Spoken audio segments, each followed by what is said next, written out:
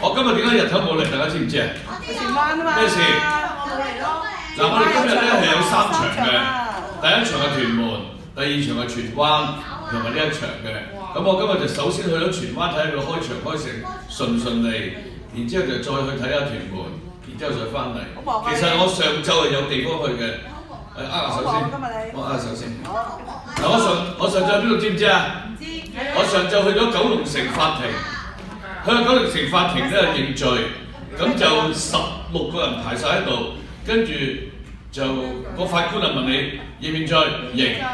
其實佢喺度問，佢喺度問到落嚟咧，其實我第一個佢問佢嘅時候咧，我心諗我唔認，我諗住唔認嘅。點解第一個認？個個認。第二個認。10個認過你唔認。係啊，我即刻縮過啊，佢唔認。我嗰個認罪認。好啦，跟住啊，然之後法官咧就問有冇嘢講？我有嘢講，我最多嘢講㗎嘛，係嘛？我有嘢講，我話我收唔到信，所以我收唔到消防處嘅警告，所以我唔知。我又冇成日翻嗰個單位，所以我冇收到信，我咪講咯。跟住點樣知個法官咧就開始罰錢咯喎。罰你啊？係啦，咁佢問下個消防處長，佢話呢個罰則每人要罰幾多錢？咁個消防處長話500到3000個 range。咁跟住個官咧就罰啦。佢話邊個Bobby 3000，你800。跟住話其他人400。嚇？你面大啊！我800。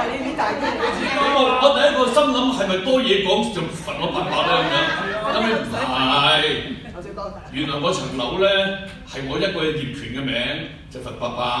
嗰個罰400咧就係嗰層樓係兩個人嘅業主，一樣啫，公平。係啦，咁我800係咯。哇幾驚！我幾驚係我多嘢講罰800嚇，唔係啊，多嘢講罰800。兩次老細啊，下次啊，佢下次問下你身家可以罰你萬幾都得㗎。係啊，最高10萬。係啊，好在冇事。唔好擺出嚟兩次老細啊，多啲啊。你反應嘅即係喺度交錢。你唱歌俾大家聽啦。好，唱歌，攝影。